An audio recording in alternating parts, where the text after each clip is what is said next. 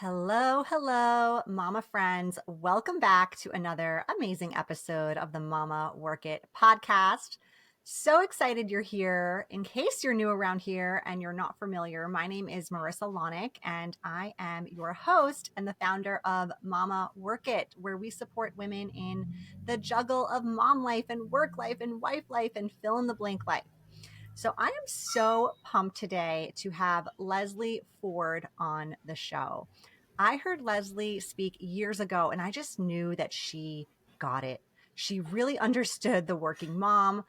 I felt, quite frankly, Leslie was like in my brain during that season. And I am just so excited for her to share more of her wisdom, her insight, her knowledge with us today on the show.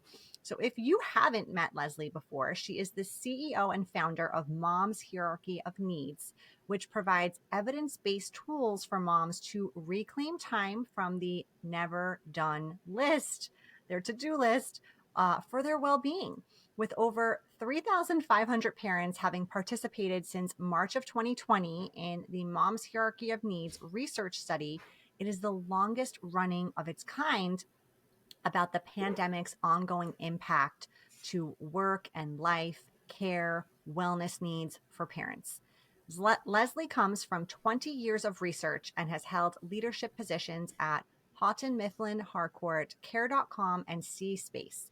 She now focuses her research on childcare, elder care, mental health, and education sectors. Leslie is a frequent speaker and consultant to organizations on how to retain and support parents, caregivers, and people of color, including HubSpot, Merck, Scholastic, and the Barr Foundation. Her writing about well-being, equity, and the future of work has appeared in the Washington Post, Slate, Parents Magazine, TLNT, Directorship, and her website, of course, Mom's Hierarchy of Needs, among other publications. Leslie, what a bio. I cannot wait to Thank dive you. into this conversation. Thank you so much for being here. You're very welcome. I've been looking forward to this conversation and thank you for the kind introduction.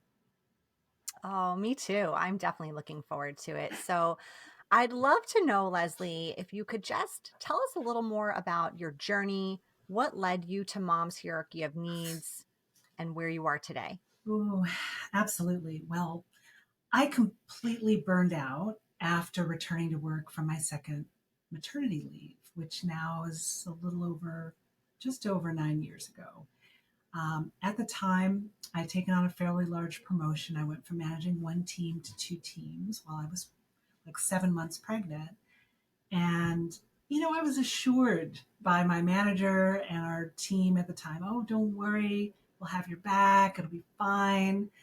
But in the 12 weeks that I was out, it was like the whole world changed at my then company. We had gone public not that long before, and I kind of came back to what felt like a new job. And I Mm. was being asked to bring my most strategic, clear thinking self to the role when I was sleeping in 90-minute increments and I had a newborn and a toddler. And like a lot of us, I felt like I suddenly was facing all of these challenges at work. I had one area of my department, several people completely unplanned and unfortunate reasons who all had to go out on FMLA leave. So, not parental leaves, it was just unplanned leaves. I had several open recs that had to be closed because the company had kind of focused more heavily on profitability. And so I was short staffed and exhausted. And I thought the answer must be to just work harder, which is what many of us are taught. So I'd be typing away, trying to like shield the glow of the computer from the co-sleeper, 1 in the morning, 2 in the morning. There were a lot of days where I would drive out to the office, which was a good, this is when we were all still physically going into work every day. And, I would get there, race through the parking garage, race up the stairs and realize I left the breast pump at home. And I would have to drive all the way back. There were also days that I had left a notebook at home that had important notes for a meeting I was about to conduct. So, and there were a lot of days I just didn't remember driving there at all. It became unsustainable. It was a job that I once loved, but I left it and I did what a lot of women do and I never thought I would do. And that was to downshift. So I went from managing these two departments, and even though I was a vice president in a public company, I just did not feel like I could raise my hand and say that I was struggling. So I took a job where I negotiated a 4-day work week. I mean, I was still in a senior role, but I only had one direct report instead of a large group of people. And I took a 40% pay cut. And it took over 2 years to recover. And that's really what led me to just wondering if I was the only one. I thought other moms must have seen some memo I didn't see. I thought that I felt like I was going to die, but everyone else seemed to be doing okay. And because I'm a researcher by training, and that was how I began my career, I became really curious after I kind of came up with the idea for the mom's hierarchy of needs, which was just in a moment in a discussion with a founder who's a dad who said, "Why are moms so stressed?" I'm like, "Oh my goodness, how much time do you have?" Like, let's Pull up a chair. exactly like I'm like, "You've got 3 kids, but let's talk about it," right? So that really was a moment of, oh, what what would the mom's hierarchy of needs look like? How would it look for other moms? And the first time I just drew it on a little piece of paper, it was my epiphany moment where I realized that the reason I was struggling was because before having kids, I had always just conditioned myself to believe that anything I would do for my self care, which in my world is defined as things like sleep and nutrition and movement and healthy adult relationships and fun and learning, things that are actually designed to support our health and well-being. I would do those things when everything else was done. But once you have, and done meant done. But once you have kids, there's no done. There's no done at the end of the day. There's no done at the end of the rainbow. All the things that we really prioritize, which in the base of the mom's hierarchy of needs are the things that we cherish and prioritize, like our kids' health and their well-being and their milestones, their education. The next layer includes our household responsibilities and all the things that are there. And then the next layer includes our professional role. So if you condition yourself to believe that things have to be done, and you are really responsible for a lot of really large things that are never done, what happens is you put off yourself, like every mom on the planet. You think, well, someday, or when everything else is done, then I will. But what happens is that time doesn't come because there is no time anymore. We also feel guilty about what little time we do take because we're socialized to be in service all the time. So I became really obsessed with this problem, why it was so hard, why it was so hard for me, why it was so hard for other women. And then what were the structural and societal reasons, especially the systems of work, that make it as challenging as it is. Yeah. So many truth bombs there, Leslie. I mean, I had like full body chills when you were talking about those stories because I think as working moms, we all have our version of that story. Mm-hmm. And it is such a challenging season to be in for so many reasons. It's challenging because not every work environment has the resources and tools and empathy to support it. It's challenging because it feels vulnerable to share that you're struggling, especially when you are a high achieving woman in a leadership position. It feels challenging because you feel like you're failing at everything because, like you said, the list never feels like it is done, whether that's the work project, whether that's spending enough quality time with your kids, whether that's taking care of yourself, like fill in the blank of what it is. It is such a challenging season. And I just so appreciate the work that you're doing. I think our missions are very much aligned, but I so appreciate even the visual that you've given women in this space, the actual hierarchy of needs. And guys, if you haven't visited Leslie's website, please do after this conversation because that visual is powerful. I'm curious if you, I know we can't paint that picture visually speaking, but can you talk us through what it looks like? And you said you sketched it out, initially and how that came up for you. Absolutely. A lot like Maslow's hierarchy of needs, which was kind of how the Mm-hmm. kind of concept came to mind. It looks like a triangle, a pyramid.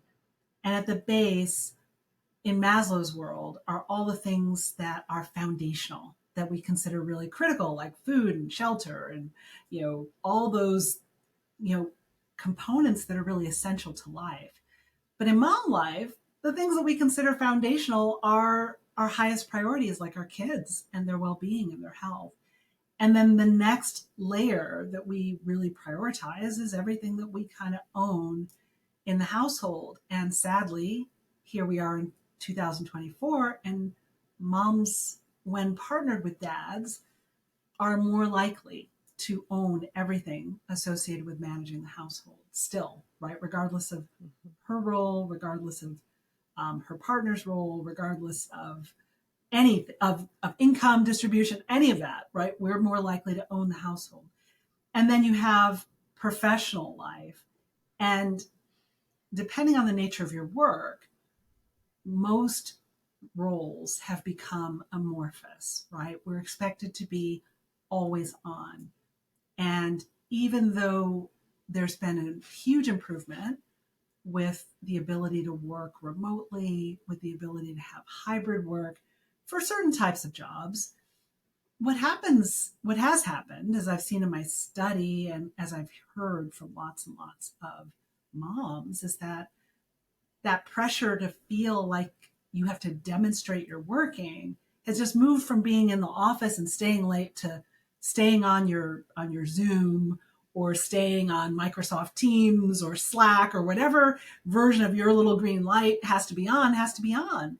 So, you know, this dilemma of needing to do things in that bottom two thirds that are perpetual commitments, they have no finish line, they're really time consuming, and they're also really important. And we feel like we're responsible for them, and we generally are responsible for them. Having that means that if you want to take any time for sufficient sleep, for your nutrition, for your mental health, to go see that doctor, to schedule that mammogram, whatever it is, you have to carve out that time. Like, no one's going to give it to you. It's not going to be left over at the end of the day. And even your loving family, who all adore you, they will not help you make the time. Like, you are going to have Mm-hmm. to claw that time. You are going to have to be ruthless about pursuing that time.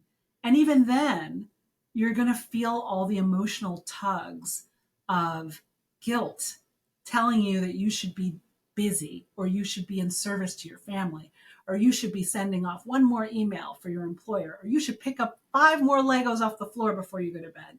All that baggage is floating up there and it makes it really difficult. But what I think every mom listening needs to know is we are at greater risk for stress related everything: autoimmune disorders, depression, anxiety, fatal heart disease. Like, this isn't just a matter of happiness and fulfillment, although I hope everyone wants happiness and fulfillment. This is really about longevity and health. So if you go down, that's not good for you. It's not good for your kids. It's certainly not good for your career. Like, everybody loses. Yeah. I mean, think about the last time you were sick at home as a mom. Think about all the stuff that either didn't happen or didn't get done or just like I'm not going to say the ship sinks, because I have a partner. He's wonderful and he definitely like is supportive and does lots of things here. But moms are really running the show, as you said, in a lot of the households. And so if your health is not there, and your health should be your top priority, in my opinion, first and foremost, because without your health, you can't help anyone else, right? Like the oxygen mask, all the things we've heard before. But yeah, I love that. I love to really think about that because, like, if you had the flu or you had COVID or you were just really not well one day, you physically couldn't do any of those things and you see the effects it had. So now think about if that were a chronic condition or something really, really serious where you were in a hospital or it was, God forbid, fatal. Like, think about the repercussions of that on just life in general and how terrible that would be. Yeah, I mean, we are conditioned to persist and to keep going, and we have so much compassion and energy and drive, and those are all incredible gifts. But at the same time, the other side of that is like we're socialized to be neglectful of ourselves, and we're socialized to be martyrs, and we are socialized to persist through pain, and that becomes self defeating. So, understanding that about how society views mothers and understanding that about how we view ourselves is really important because, as I'm sure many people have learned, and I've certainly learned, that even when you get through the intensity of potty training and teething and diapers and all of the chaos of the lack of sleep that comes with that, then you're dealing with 100 emails a week from the school and multiple teachers Mm-hmm. and multiple specialists and scheduling multiple doctor's appointments and sports and birthday parties and the cognitive load, also known as the mental load, which we all know so well, right? That just increases as the children become older and the cognitive demands at work increase as you become more senior.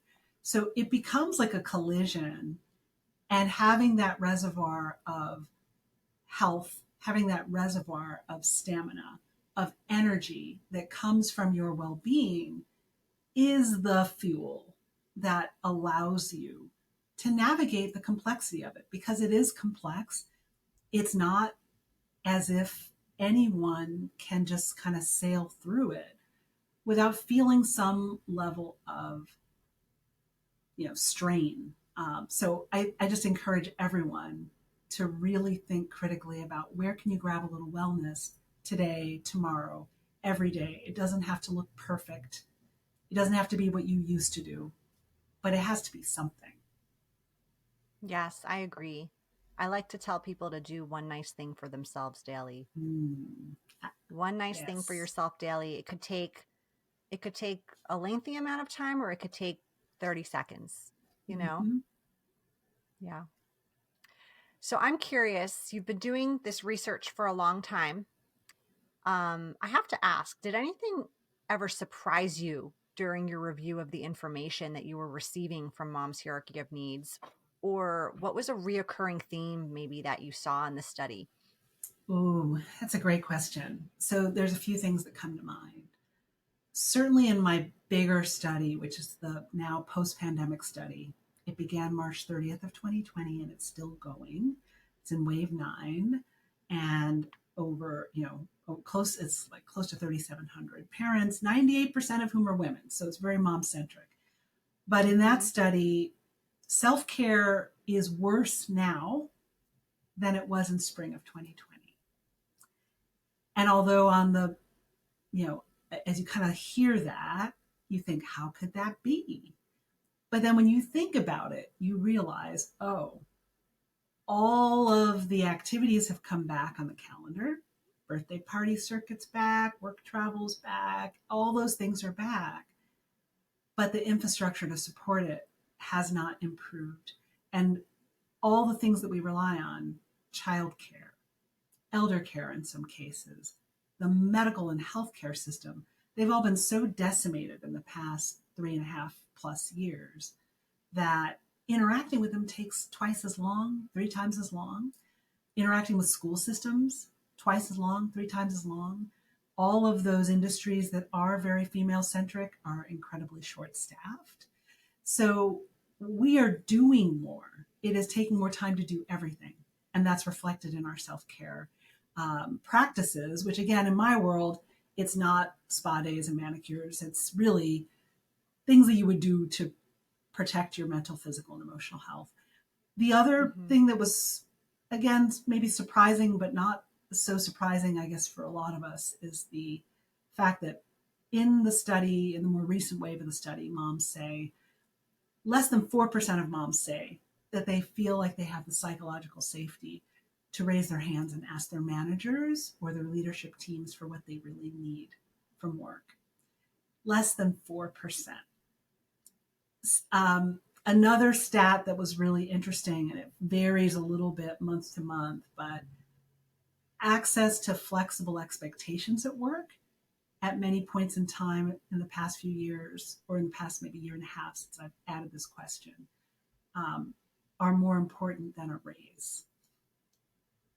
Just having flexible expectations, because we all see and know there's a certain amount of faux flexibility going on right now. Organizations are saying they're family friendly and they're flexible, but the reality is when you pull back the covers, what's underneath are everyone's being asked to deliver at the same rate, the same key performance indicators, but they have half the staff or half the budget, or the market conditions have completely changed. And people are trying to race as fast as they can to maintain or grow in their careers in an uncertain economy, while they're also doing, 5 times as much at home. And it's unsustainable. Yeah, I agree with you. They're surprising, but they're not, Mm-hmm. because just taking a look at where we're at with, lots of organizations doing layoffs. So that stress factor and that increased workload if your team has shrunk, or just cost of living continuing to be on the rise and feeling that pressure if you're adding to your family or if you're raising kids. Man, they always said to me before I had kids are expensive. And I was like, yeah, yeah, kids are expensive. 100%. Like, they are expensive. And part of what I think many of us feel pulled towards is that once you have them, you want to deliver opportunities, safety, enjoyment. You want to curate, right? Absolutely. You want to curate a set of experiences that allows them to meet their potential. And doing that Hmm. is very expensive. So it Right? puts a real Yeah. premium on being able to make Yeah. work work. Yeah. I think we all want to do more for our kids even than we had. Even if we had the best childhoods ever, we want to top that, Mm-hmm. and it's not only a strain potentially financially for people, but it's a strain of time, energy, resources, just all the things, right? 100%. Yeah. Yeah. Well, some people call it self-care. I think we've all seen the stuff coming through our social feeds, and we hear it. I feel like I hear it almost like too much, where I roll my eyes a little bit.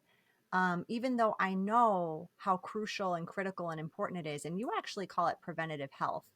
So I have my take on it, which I think it is a necessity. As I said, one nice thing for yourself. I think it's not necessarily what you think it is when you close your eyes and you think about the spa day or the mani pedi.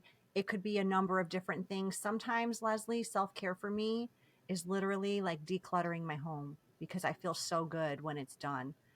So it can just fit so many different molds. But I'm curious, like, what's your take on self-care, preventative health, and especially for this working mom?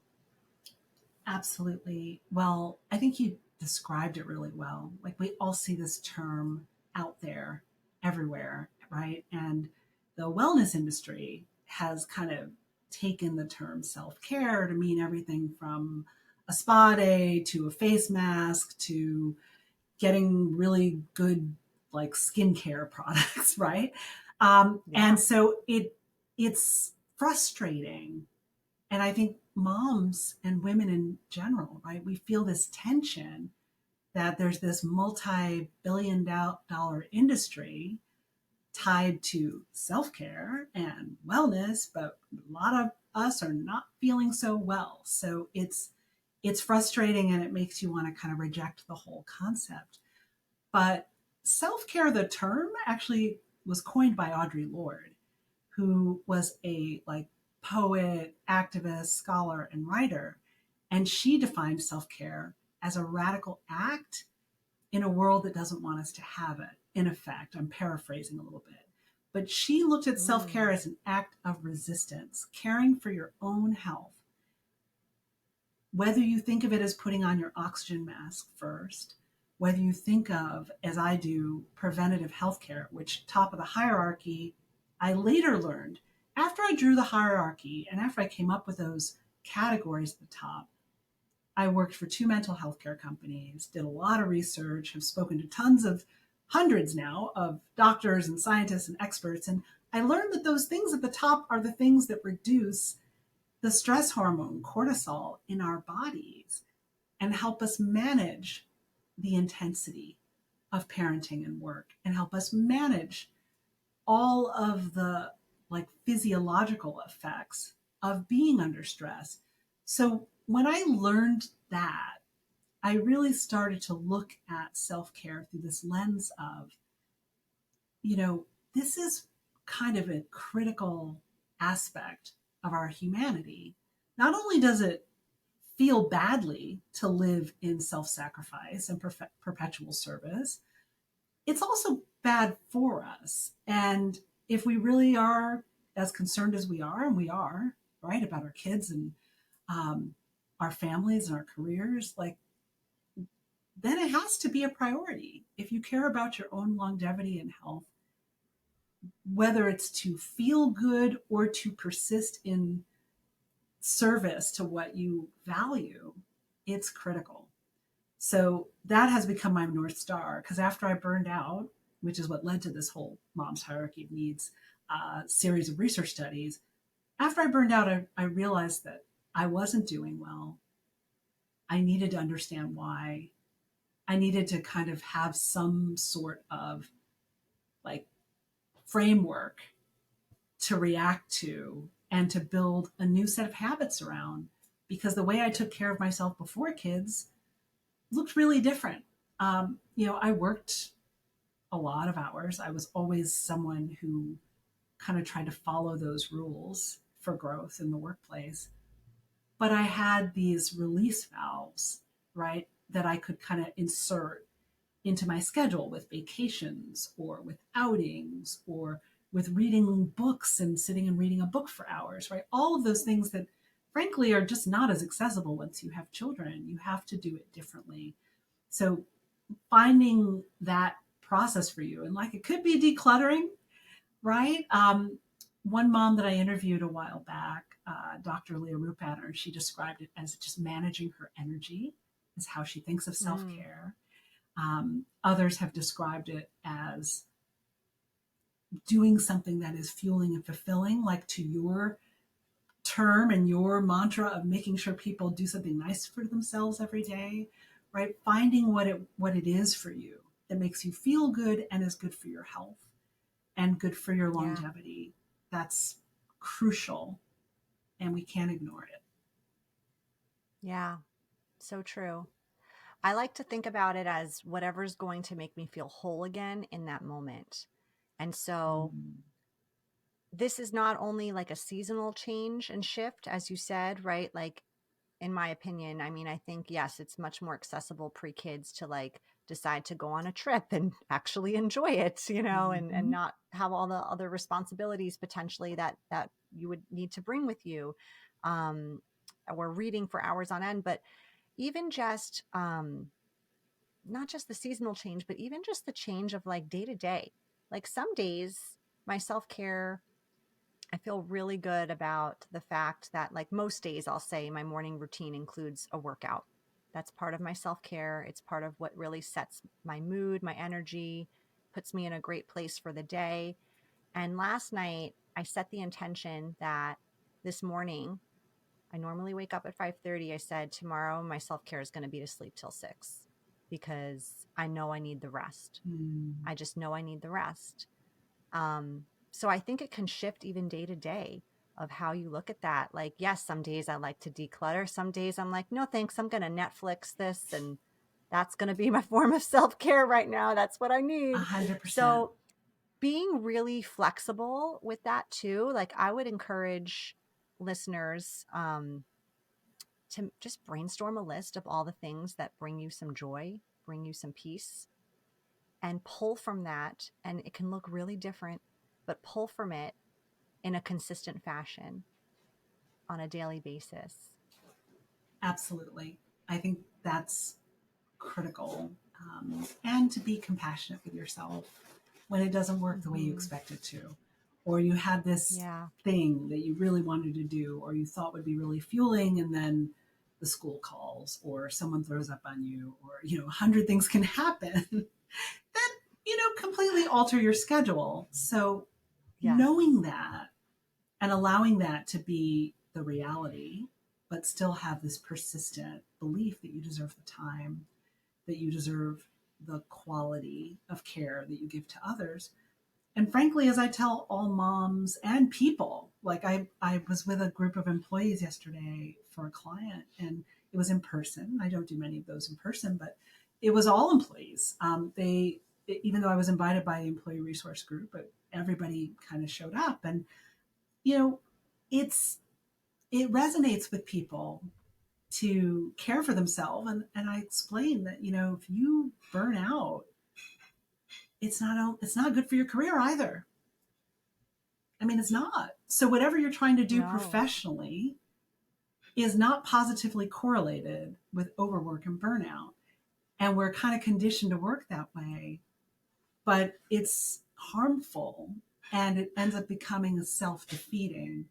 So caring for your own well-being, even if it means you don't get to those next 5 emails today, or you don't finish that presentation tonight, you finish it tomorrow, or whatever that looks like for you, giving yourself that space allows you to have more. Like, when I shared my story in the beginning, I was a zombie. I had been such a creative, energetic problem solver until I burned out, and then I was a zombie. So, give yourself the gift, especially if you're trying to grow professionally, of caring for yourself, and it will pay positive dividends in every area of your life. Such a good way to look at it. Yeah. The positive dividends. Mm-hmm. Absolutely. It's a marathon, not a sprint. True. So, Leslie, I know we could chat about this topic for hours and hours and hours, and I really want to. But we keep our episodes to around 30 minutes. So, what we're going to do now is we are going to move on to a few fun, random questions in our lightning round where our listeners can just get to know you a little bit better on a different level. Are you ready? Ready. Okay. If you could only eat one food, Leslie, for the rest of your life, what Mm. would it be? Calories don't count. I am like a serious chocoholic. I think chocolate is a food group. I even did a brief stint of a career change and went to culinary school and worked in food for Wow. a little while because I love food so much. But there's something special about chocolate. I'd put a Yeah. nice, high quality dark chocolate on my list. Delicious. Yes. Can't argue with that. What if they made a movie about your life? Who would you want to play you? Oh, so this isn't okay. So this is interesting. I worked in an organization where they had celebrity lookalikes, and they Ooh, and they put Naomi Campbell up on my cube, and I kind of liked that yes. pick. I thought, all right, some Yes. sort of like fly black supermodel type of person would be fantastic. But I was I was very honored when she was chosen as my lookalike. I could see it. I could definitely see it. Amazing. Oh, what if you could have any superpower? What would it be? Oh, I would love to be able to predict the future. Yes. It's a great It would answer. have saved me so many hassles and heartaches in my life. That would be fantastic. Love it. Finally, what is something most people don't know about you? Mm, that my parents are from Barbados. I grew up in both countries. And so That's that is my awesome. heritage. Love that. Well, Leslie, before we say goodbye, please tell our listeners where they can find you, where they can access Mom's Hierarchy of Needs, anything else you want to let us know. Absolutely. Please come visit momshierarchyofneeds.com. All the links to all the things are there. I have an incredible wellness app for moms. It's at timecheck.momshierarchyofneeds.com. It's a web app. You don't even have to download anything. It's free and it's like less than a minute a week to just take a temperature check on how much time you're spending on your self care.